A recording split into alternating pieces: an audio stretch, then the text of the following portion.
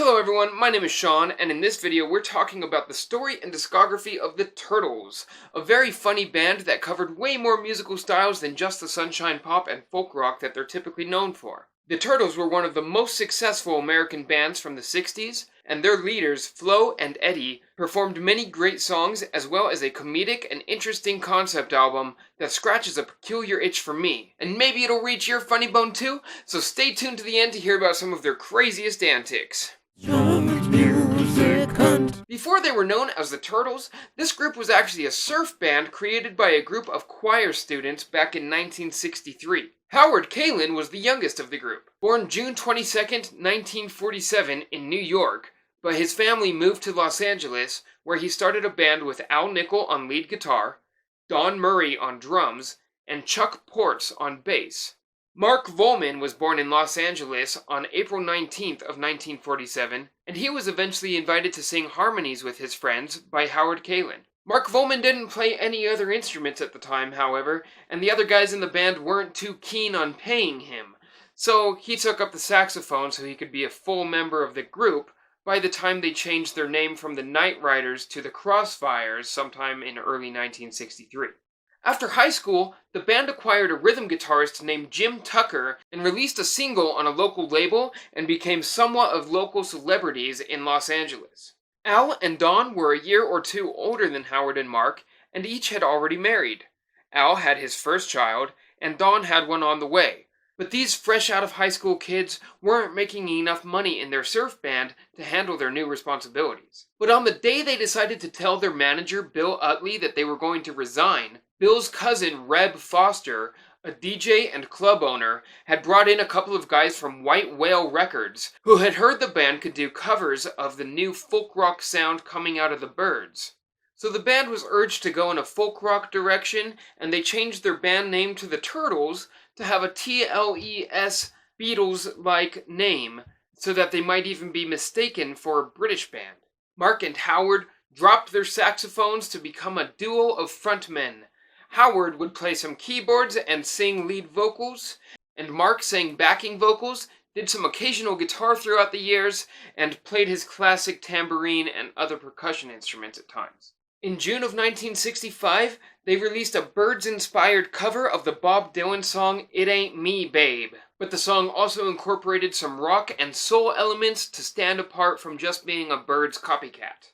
It was a hit. The single reached number 8 in the US, and the youngsters were whisked away on the end of a tour that featured some of their heroes like Tom Jones and Peter and Gordon.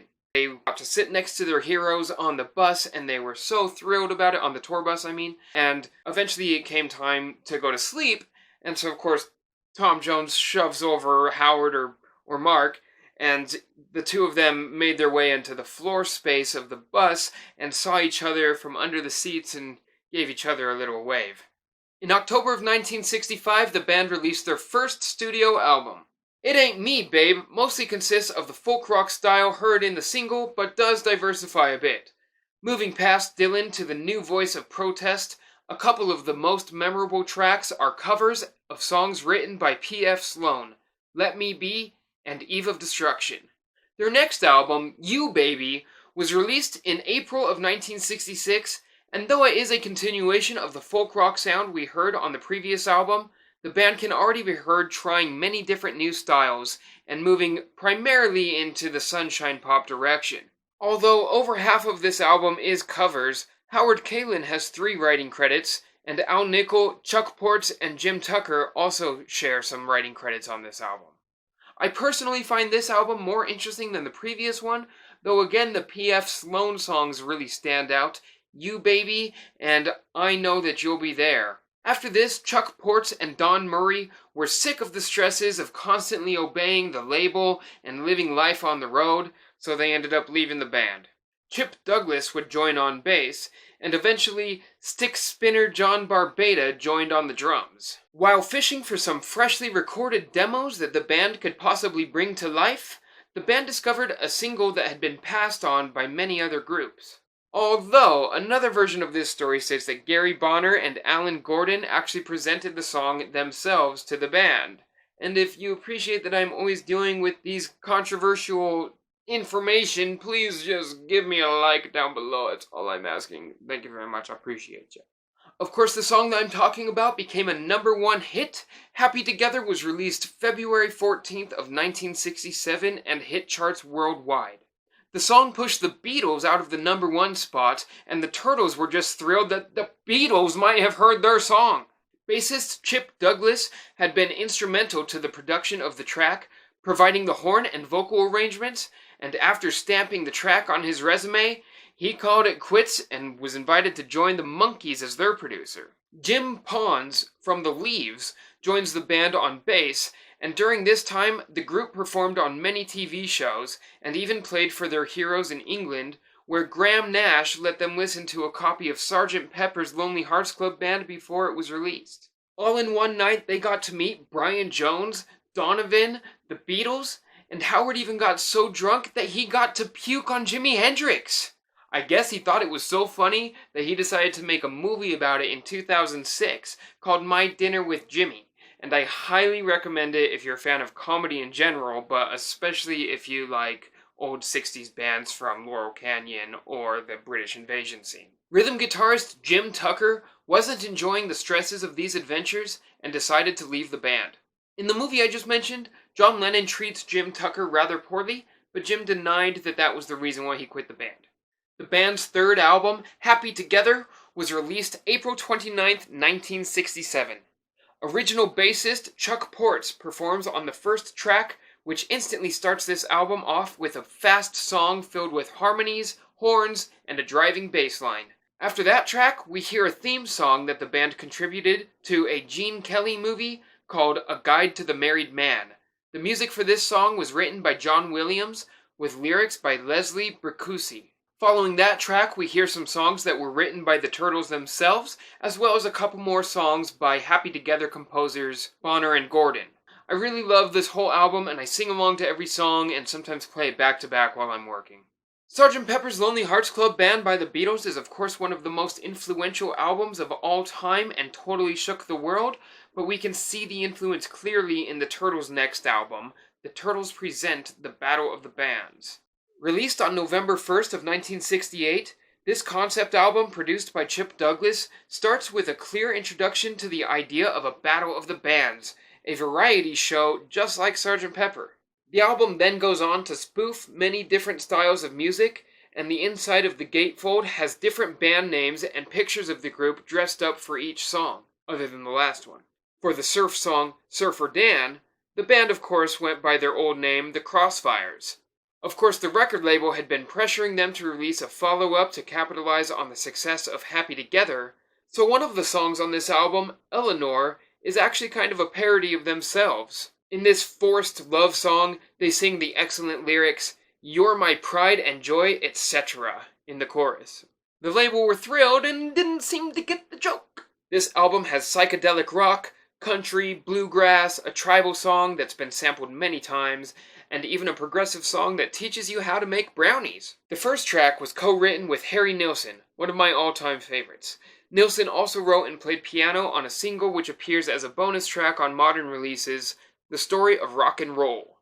Eleanor and a cover of the Byrds song You Showed Me both peaked at number 6.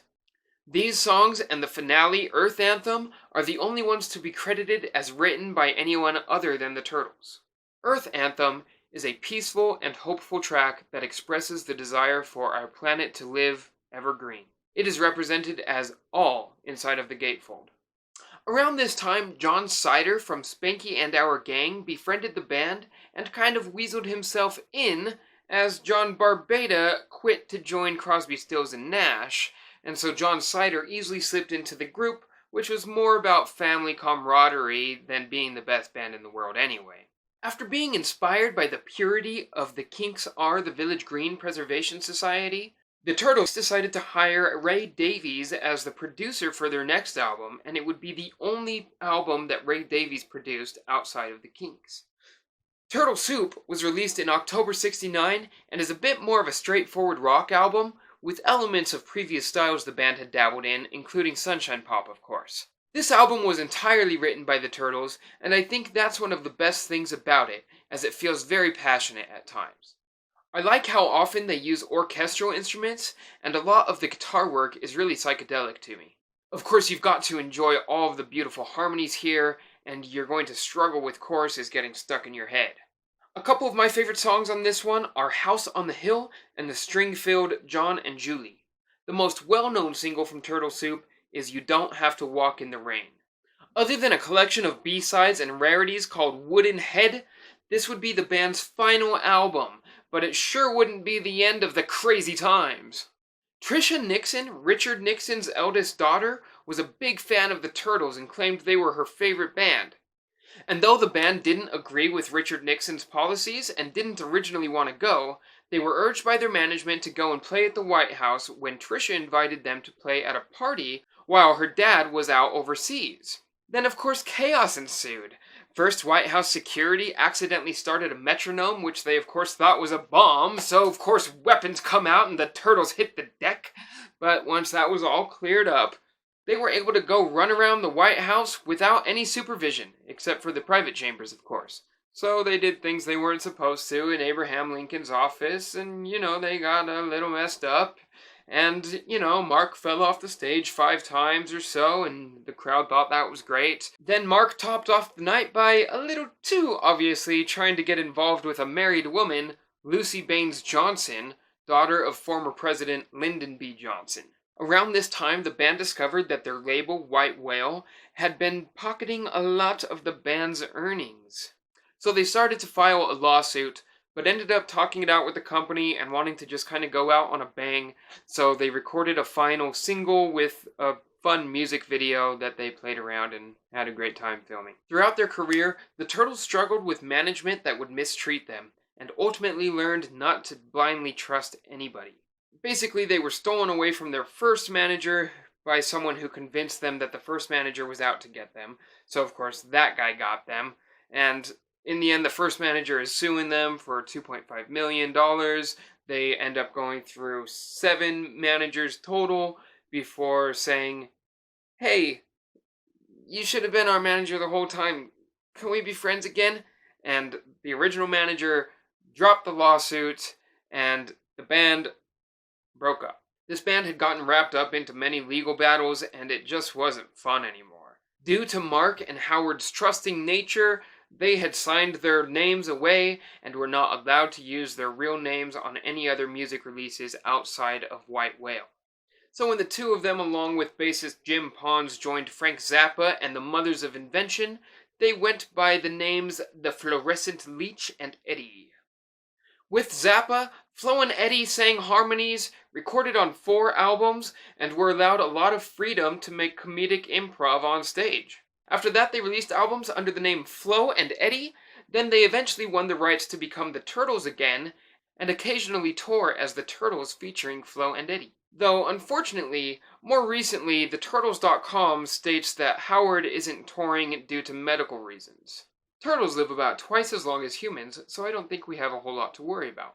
Here's to hoping Flo and Eddie enjoy many more years of good health, and to you for watching my video. I appreciate you so much. If you're looking for where to start with the Turtles, I would definitely turn on the Happy Together album or the Battle of the Bands album. I also wanted to mention that a lot of the B-sides, bonus tracks, and other goodies from the later part of their band's career is often just as good, if not better, than some of the stuff on the albums. Some of these songs are a little more daring, like To See the Sun and Ain't Gonna Party No More.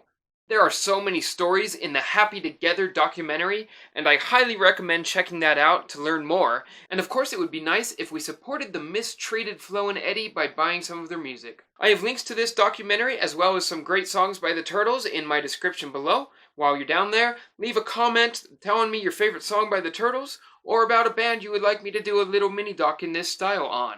I really appreciate you watching this video. Subscribe for more, and have a happy listening session.